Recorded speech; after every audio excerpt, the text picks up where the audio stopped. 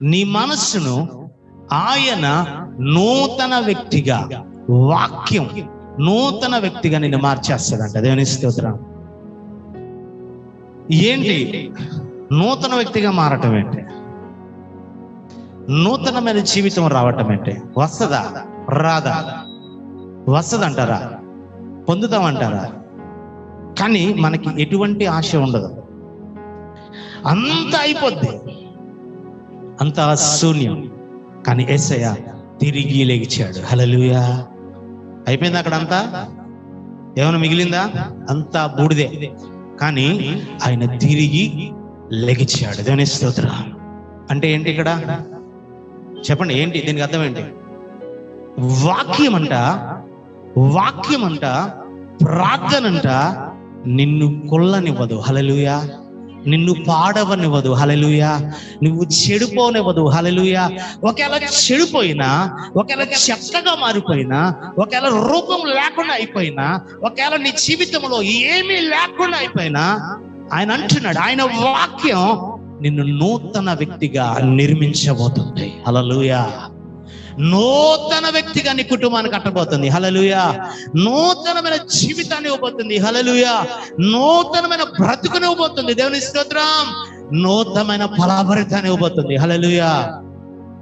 మరలా చెప్తున్నా, మీకు గమనించుకోండి. ఆయన చేసినా చేయకపోయినా, ఆయన చేసినా చేయకపోయినా ఏ బొమ్మకి నేను మొక్కను. దేవుని స్తోత్రం. ఏ చెత్త కార్యాలకు వెళ్ళను. హల్లెలూయా. ఆయన జరిగించినా జరిగించకపోయినా వాటిల్లోకి నా జీవితంలో వెళ్ళను. తీర్మానం చేసుకోండి దేవుని దగ్గర. యేసయ్య ఎక్కడ తలవంచులా. ఈరోజు చెప్తున్నాడు వాక్యాన్ని మీరు చదవండి. మనుషుడు అనుకుంటాడు ఈడు ఇక్కడ మారడు, ఇలా జీవితం మారదు, ఇలా బ్రతుకు మారదు అంటారా లేదా? మాట్లాడండి.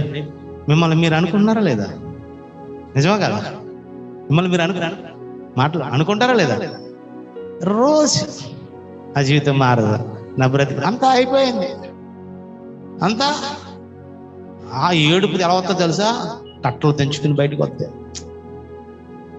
నవ్వు రాదు. అంతా అయిపోయింది, నా జీవితం అయిపోయింది, నా కుటుంబం అయిపోయింది, వ్యాపారం అయిపోయింది, బ్రతుకు అయిపోయింది, జీవితం అంతా చెత్త అయిపోయింది. ఇలా అంట వాక్యం అంట నేను ఒక కొత్త వ్యక్తిగా మార్చేస్తుంది. హల్లెలూయా. హల్లెలూయా. హల్లెలూయా. అసాధారణ వ్యక్తిగా మార్చేస్తుంది. హల్లెలూయా. అసాధారణమైన కార్యాలు చేసే వ్యక్తిగా మార్చేది. హల్లెలూయా. అసాధారణమైన వ్యక్తి అని రుజువుపరుస్తుంది. హల్లెలూయా. ఇర్మియా గ్రంథం 18వ అధ్యాయం ఒకసారి వెళ్దారు. ఇర్మియా గారికి దేవుడు ఇచ్చాడు ఫుల్ బూస్ట్. అయ్యగారు చాలా పవర్ఫుల్ తెలుసా? ఇర్మియా గారు ఎలాంటి వాడు తెలుసా? మంచి ప్రేమికుడు అంట. దేవుని స్తోత్రం. మంచి కోపంతో ఉండేవాడు. హల్లెలూయా. పౌరుషం ఎక్కువ. మీరు భ్రష్టులు అయిపోయారు, మీరు నాశనం అయిపోతారు, మీరు మారరు, మీ బతుకులు ఇంతే, మీ జీవితం ఇంతే, మీ స్థితి ఇంతే అని మాట్లాడతాడంట. చాలా కోపం అయ్యగారికి. దేవుడు అన్నాడంట, బాబు రా అన్నాడంట. నన్ను పిలిచాడు. మొన్న ఒక మాట అన్నాడు. ఏమంటే తెలుసా? యేసయ్యా పోయిన ఆదివారం మాట్లాడాడు. ఏమన్నాడు తెలుసా? నేను ఉన్నాగా నువ్వు ఉండలేవా అన్నాడు. నాకు అర్థం కాల, ముందు షాక్. నేనున్నాగా నువ్వెందుకు ఉండలేవు? ఇలాగే మాట్లాడాడు. నేను మాట్లాడుతున్నాగా నువ్వెందుకు మాట్లాడలేవు? అసలు ఆయన ఏ ప్రశ్న వేసినా సమాధానం చెప్పలేం. ఫస్ట్ మనం సమాధానం చెప్పలేం. నేను ఉండలేదా అన్నాడంట. కొన్ని నాకు నచ్చినప్పుడు అసలు నా మనస్తత్వం వేరుగా ఉండదు. నేను లేనా అన్నాడు ఆయన. నేను లేనా అన్నాడు. మరి ఆయనకి అసలు ఏది నచ్చదు తెలుసా? ఏమైనా నచ్చితే ఏసైకి, ఏమైనా నచ్చితే ఏసైకి నా మాట్లాడతాం కూడా ఇష్టం ఉండదు. నేను చెప్తున్నా, ఆయన వలె మనం ఉండాలి. హల్లెలూయా. ఆయన వలె మనం ఉండాలి. మళ్ళాగా ఆయన ఏముండడు. దేవుని స్తోత్రం. నువ్వు ఏదైనా చేయి, కానీ ఆయన రూట్లోకి తీసుకెళ్తాడు నేను. నువ్వు ఎలాగైనా ఉండు, కానీ ఆయన విధానంలోకి తీసుకెళ్తాడు. చూద్దారు ఒకసారి ఇర్మియా గ్రంథం 18వ అధ్యాయం మొదటి నుంచి స్టార్ట్ చేయండి. యెహోవా వద్ద నుంచి ప్రత్యక్షమైన వాక్కు, నీవు లెగిచి కుమ్మరి ఇంటికి వెళ్ళు, అక్కడ నా మాటలు నీకు తెలియచేతును. నేను కుమ్మరి ఇంటికి వెళ్ళగా వాడు తన సారి మీద పని చేయుచుండెను. జిగటమట్టితో చేయుచున్న కుండ వాని చేతిలో విడిపోగా ఆ జిగట మన్ను మరలా తీసుకుని కుమ్మరి తనకు యుక్తమైనట్లుగా మరి ఒక కుండ చేశాడు. అంతటి యెహోవా వాక్కు నాకు ప్రత్యక్షం ఎలాగూ సెలవిచ్చును, ఇశ్రాయేలు వారలారా,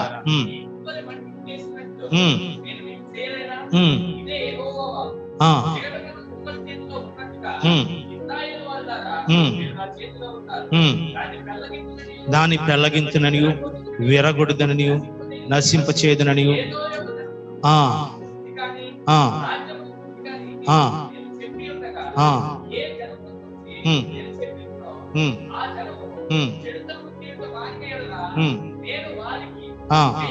పద్దెనిమిది వచ్చిన కానీ చూద్దరు ఒకసారి.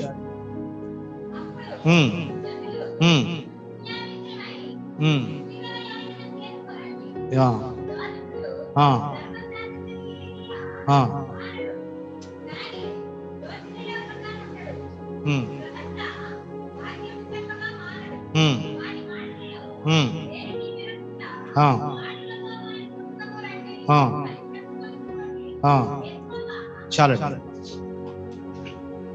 ఈ 18వ అధ్యాయంలో మనకు చాలా విషయాలు దేవుడు చూపిస్తుంది. చాలా విషయాలు మీరు చదవండి. ఈ అధ్యాయాన్ని జాగ్రత్తగా ఇంటికాడ పరిశోధించుకోండి. ఇర్మియా చెప్పే మాటలు ఏంటంటే, అసలు ఇంకెలా బాగుపడరు, ఇలా జీవితం అయిపోయింది, వీరి స్థితి. ఇంకో విషయం ఏంటంటే, మీరు అనుకుంటారు మీ జీవితాన్ని, మీకు మీరే చెప్పించుకుంటారు, మీకు మీరే మాట్లాడుకుంటారు, మీకు మీరే ప్రియమైన ఏమంటారంటే, ఈ జీవితం బాగుపడదు అనుకుంటారు, వ్యాపారం బాగుపడదు అంటారు, కుటుంబాలు బాగుపడవంటారు, ఆరోగ్యం బాగుపడదంటారు, నా స్థితి మారదు అంటారు, నా జీవితం మారదు అంటారు. ప్రియమైన ఇంకోటి విషయాలు ఎలా ఉంటాయంటే, మన నోటితో మనం చెప్తూ ఉంటాం, కొన్ని దినాల తర్వాత నేను మరలా వస్తాను, కొన్ని దినాల తర్వాత మారతాను. ఈరోజు ఆలోచన, నీ చూపు మారదు అని ఆలోచిస్తావు, నీ తలంపులు మారవు అని ఆలోచిస్తావు, నా క్రియలు మారవు అని ఆలోచిస్తావు, ఎందుకు ఇందులోంచి నేను బయటికి రాలేకపోతున్నాను ఆలోచిస్తావు. ఇక్కడ దేవుడు చెప్తున్నాడు, ఆయన ప్రతి ఒక్క వ్యక్తిని ఎలా చూస్తున్నాడంటే, ఒక నూతనమైన వ్యక్తిగా మారుస్తున్నాడు.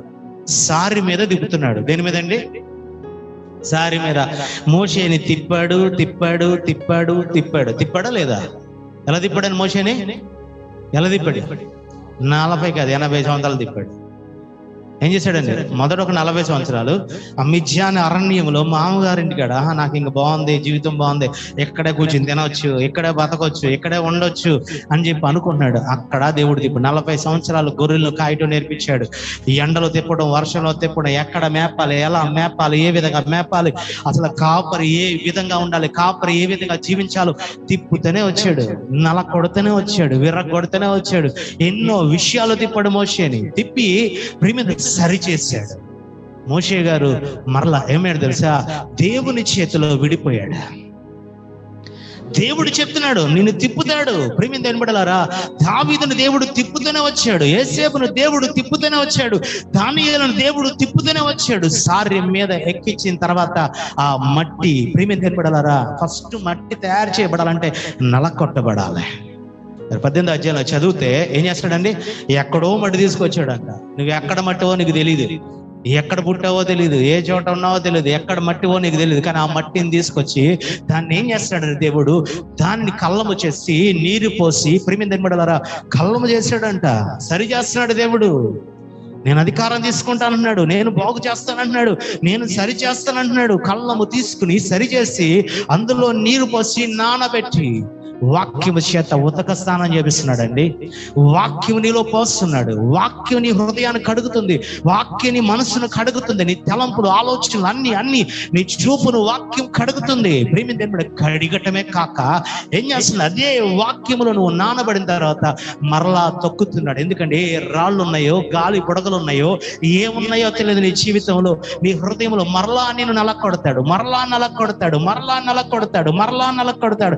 ఒక శ్రేష్టమైన మట్టిగా మారే వరకు నీ జీవితాన్ని నలకొడతానే ఉంటాడు. అంటే తిప్పుతూనే తిప్పుతూనే తిప్పుతూనే ఉంటాడు దేవుడు. ఆలోచించండి. నలకొట్టి ఏం చేస్తాడు తెలుసా? అదే దేవుడు నీతో చెప్తున్నాడు, ప్రియమైన దేవుని బిడ్డలారా, సారి పైకి తీసుకొస్తున్నాడు, సారి పైకి తీసుకొస్తున్నాడు. నువ్వు చూస్తావు, ఏమనుకుంటావు తెలుసా? నేను మారిపోయాను అనుకుంటున్నావు, తప్పని ఇడిపోతావు తెలుసా?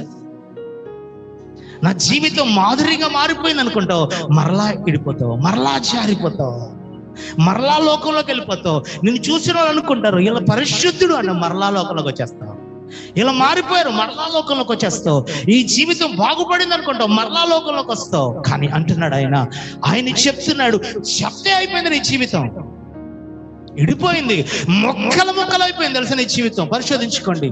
చాలా మంది చెప్తారు అంత అయిపోయిందయ్యా, మొక్కలు మొక్కలు అయిపోయిందయ్యా, ఇక ఏమీ చేయలేను, ఏమీ కట్టబడలేను. కానీ దేవుడు అన్నాడు, ఒక అద్దం పగిలిపోతే మొక్కలు అయిపోతే ఏమొద్దండి, అతికించండి. ఎన్ని మొక్కలు కనపడతాయి? ఎన్ని మొక్కలు కనపడతాయి? అద్దాన్ని ఎదికించండి. ఎప్పుడన్నా అన్ని రకాల మొక్కలు ఉంటాయి. ప్రతి మొక్కలో మీ అద్దం, మీ మొహం కనబడతాయి. కనబడతా లేదా? ఒకే మొహం కనబడద్దా? చెప్పండి. ఒకే మొహం కనబడద్దా? లేదు. ఏ మొక్కలో చూసినా అద్దంలో ఈ మొహమే కనపడుతుంది. అంటే నీ జీవితం కనపడిపోద్ది, నీ బ్రతుకు కనపడిపోద్ది, నీ స్థితి కనపడిపోద్ది, నీ ఆలోచన కనపడిపోద్ది, నీ తలంపులు మొక్కలైపోవడం అదే, మొక్కలైపోవడం అదే, అన్ని కనపడిపోతాయి. ప్రేమిదేవుడు ప్రతి ఒక్కటి కనపడుతుంది. అద్దాల్లో చూస్తే నా బ్రతుకు ఇది, నా జీవితం ఇది, నేను వ్యభిచారిని, ఇదిగో నా మోసపు మాటలు, మోసపు ఆలోచనలు, మోసపు తలంపులు ఇరిగిపోయి మొక్కలైపోయిన మన జీవితం. ఎన్నిసార్లు సాకులు చెప్తాం, ఎన్నిసార్లు దేవుడు అవకాశం ఇస్తున్నా ప్రతి అవకాశాన్ని పాడు చేసుకుని, ప్రతి ఆలోచన పాడు చేసుకుని, మనం ప్రతి తలంపులు పాడు చేసుకుని, ప్రతి ప్రణాళికను పాడు చేసుకుని, ప్రతి చిత్తాన్ని పాడు చేసుకుని, దేవుడు నడిపించే విధానాన్ని పాడు చేసుకుని, దేవుని ఆలోచన పాడు చేసుకుని మొక్కలైపోయినట్టు మన జీవితం ఉంటుంది. మొక్కలైపోయింది. ఆ మొక్కలైపోయిన అద్దం మీద అని అంటున్నాడు, ఆయన చేతులకు మరలాన్ని తీసుకుంటున్నాడు. ఆ చేతులకు తీసుకుని ఆ రక్తమును ఏం చేశాడు తెలుసా?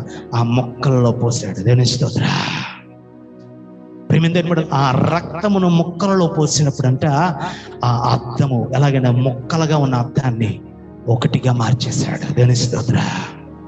మరలా ఒక నూతన వ్యక్తిగా నువ్వు మారిపోతావు. హల్లెలూయా. నువ్వు మొక్కలైపోయావు. మొదట నీ జీవితం ఎలా ఉందో చూస్తే, ఏ స్థితిలో ఉందో చూస్తే, అంతకు మించిన పాత్ర వలె దేవుడు నిన్ను చేయబోతున్నాడు. దేవుని స్తోత్రం. హల్లెలూయా.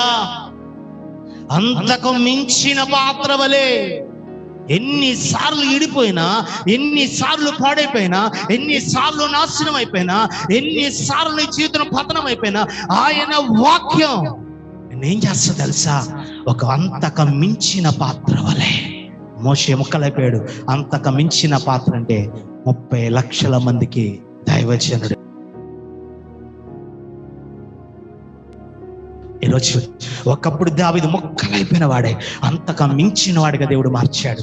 ఒకప్పుడు యేసేపు మొక్కలైపోయిన వాడే తన జీవితంలో ఎన్నో నిందలు, ఆవేదన, దుఃఖంతో కానీ నాయకుడిగా మార్చాడు. ఈరోజు నువ్వు ఆలోచించు. దేవుడు చెప్తున్నాడు, మొక్కలైపోయిన జీవితాలు. ఎస్తేరు జీవితం మొక్కలైపోయింది, కానీ ఆమె జీవితాన్ని ఒక గొప్ప రాణిగా మార్చేశాడు. దేవుని స్తోత్రం. చెప్తున్నాడు, ప్రియమైన సమరయ స్త్రీ మొక్కలైపోయింది. 5 మంది భర్తలతో మొక్కలైపోయిన జీవితం, కానీ అంతకు మించిన గొప్ప పాత్రగా మార్చేశాడు, పరిశుద్ధురాలుగా.